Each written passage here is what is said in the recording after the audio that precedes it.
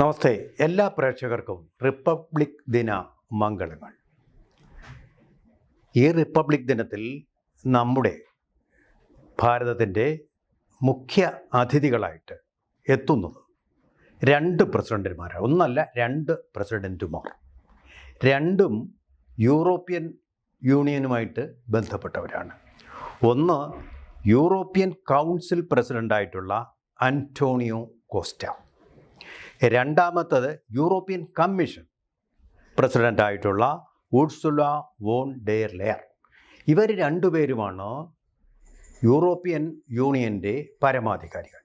European യൂണിയനെ സംബന്ധിച്ചിട്ടുള്ള എല്ലാ കാര്യങ്ങളും തീരുമാനിക്കുന്ന ശക്തരായിട്ടുള്ള ഭരണാധികാരികൾ.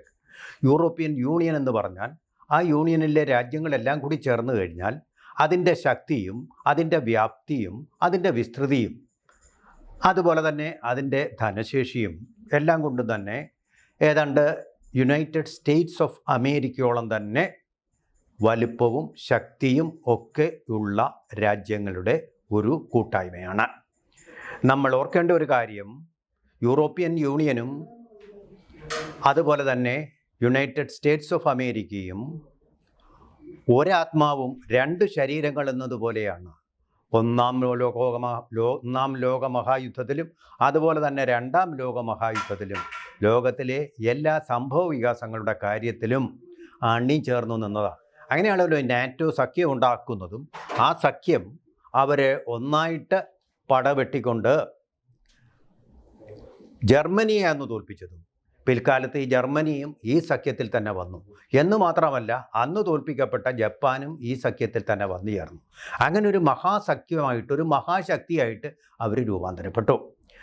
അന്നെല്ലാം അതിനുശേഷമെല്ലാം ജപ്പാൻ മുതൽ യൂറോപ്പ് ഉൾപ്പെടെ എല്ലാ രാജ്യങ്ങളുമായിട്ട് അമേരിക്ക ഒരേ വേവ് ലെങ്തിലായിരുന്നു. ലോകത്തിൻ്റെ എല്ലാ കാര്യങ്ങളിലും അവർ ഒരുമിച്ച് തന്നെ നിന്ന് ഒരേ മീറ്ററിൽ തന്നെ, ഒരേ ആംബിയൻസിൽ തന്നെ, ഒരേ ആംബിയറിൽ തന്നെ നിന്ന രാജ്യങ്ങൾ, ഒരേ അഭിപ്രായം പറഞ്ഞിരുന്ന രാജ്യങ്ങളാണ്. രാജ്യങ്ങൾ വെവ്വേറെയായിരുന്നു എന്നുള്ള ഒരു വ്യത്യസ്തത മാത്രമേ ഉണ്ടായിരുന്നുള്ളൂ. ഇന്നിപ്പോൾ കാര്യങ്ങളെല്ലാം പാടെ മാറിയിരിക്കുന്നു. അമേരിക്കൻ ഭൂഖണ്ഡത്തിലുള്ള കാര്യങ്ങൾ മാത്രമാണ് തങ്ങൾ ഇനി ശ്രദ്ധിക്കുക എന്ന് യുണൈറ്റഡ് സ്റ്റേറ്റ്സ് ഓഫ് അമേരിക്ക നിർവിശങ്കമായിട്ട് പ്രഖ്യാപിച്ചിരിക്കുകയാണ്. അവർക്ക് യൂറോപ്പിൻ്റെ കാര്യങ്ങൾ നോക്കാൻ നേരമില്ല, യൂറോപ്പിൻ്റെ കാര്യങ്ങൾ നിങ്ങൾ തന്നെ നോക്കിക്കോളൂ എന്ന് പറഞ്ഞിരിക്കുകയാണ്. മഹാചതിയാണിത്.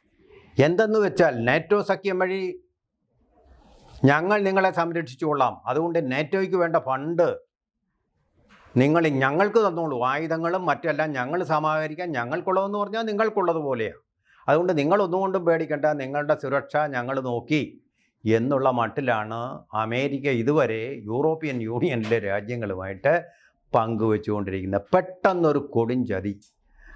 പ്രേമിച്ച ശേഷം പെണ്ണിനെ ചതിച്ചിട്ട് വേറെ ആളെ പോയി കെട്ടുക എന്ന് പറയുന്ന ഒരു വൻ ചതിയാണ്.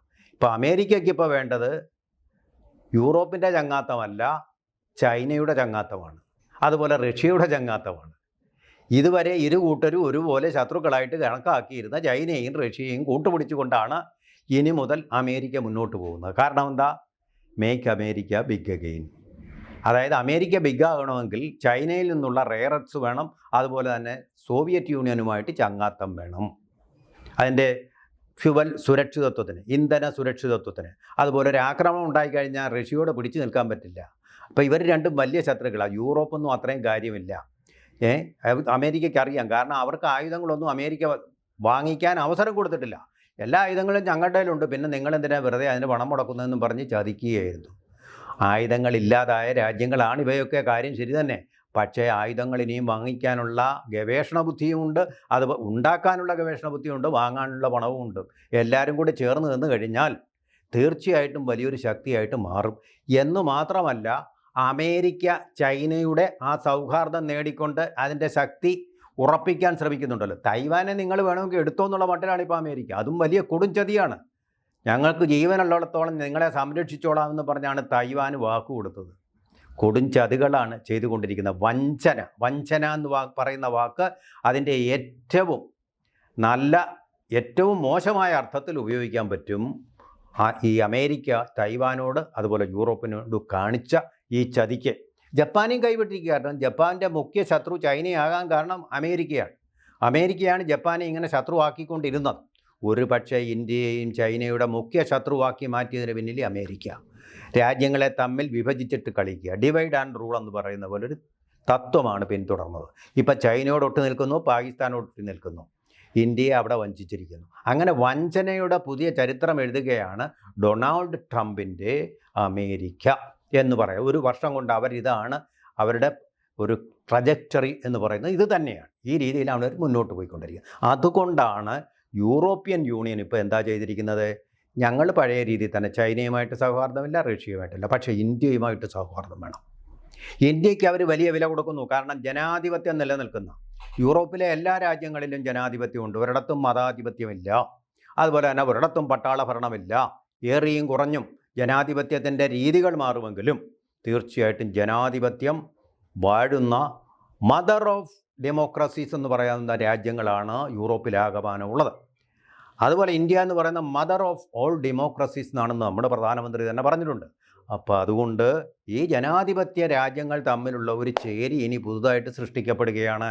അമേരിക്കയെ പുല്ലുപോലെ വകവയ്ക്കാതെ വീണ്ടും ഒരു ചതിയുമായിട്ട് അമേരിക്ക വന്നിട്ടുണ്ട്. വേൾഡ് പീസ് കൗൺസിൽ ഐക്യരാഷ്ട്രസഭയെ ചതിക്കാനാണ്, അതിനെ ഇല്ലാതാക്കാൻ വേണ്ടിയിട്ടുള്ളൊരു ശ്രമമാണ്.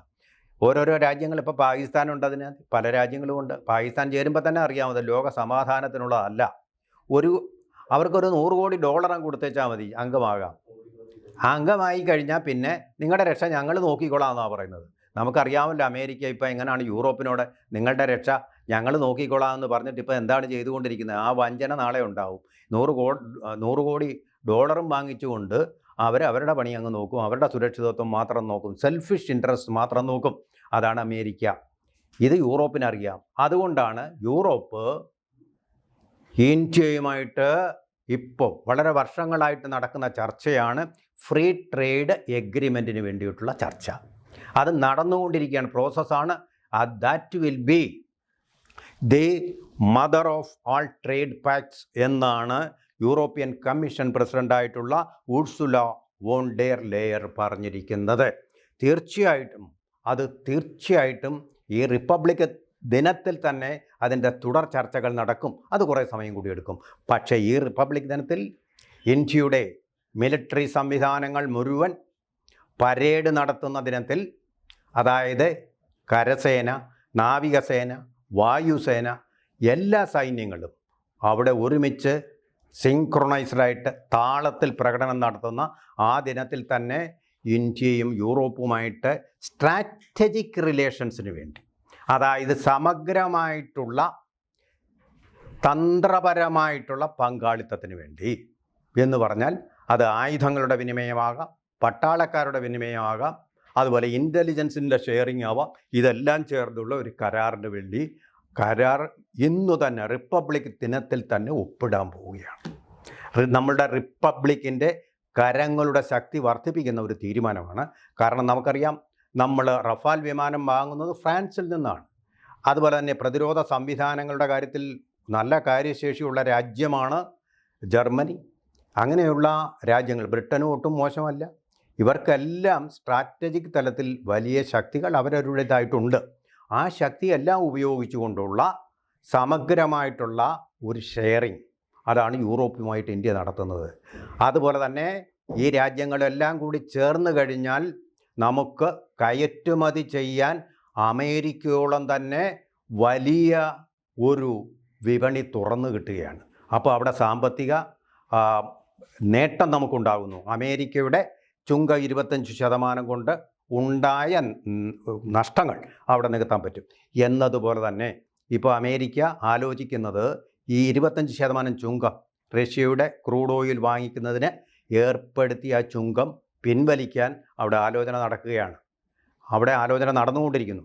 അതോടൊപ്പം അതും കൂടെ നടക്കും. കാരണം യൂറോപ്പുമായിട്ട് ഇന്ത്യ അടുക്കുമ്പോൾ അത് അമേരിക്കയ്ക്ക് വലിയ ഭീഷണിയായിട്ട് വരുന്നു. അമേരിക്ക അത് മനസ്സിലാക്കി.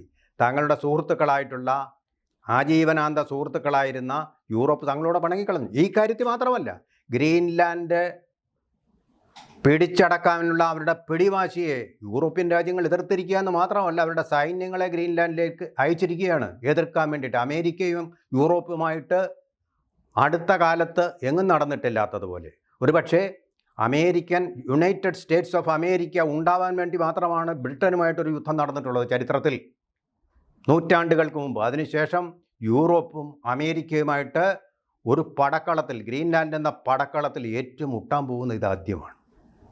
അതുകൊണ്ട് തന്നെയാണ് ഇന്ത്യയുടെ ഈ റിപ്പബ്ലിക് ദിനത്തിൽ യൂറോപ്പിൻ്റെ സമുന്നതരായിട്ടുള്ള 2 മേധാവികൾ ഇന്ത്യയിലേക്ക് വിശിഷ്ടാതിഥികളായിട്ട് വരികയും സമഗ്രമായിട്ടുള്ള ഒരു കരാറിൽ, തന്ത്രപരമായ കരാറിൽ ഒപ്പിടാൻ നിശ്ചയിക്കുകയും ചെയ്തിരിക്കുന്നത്.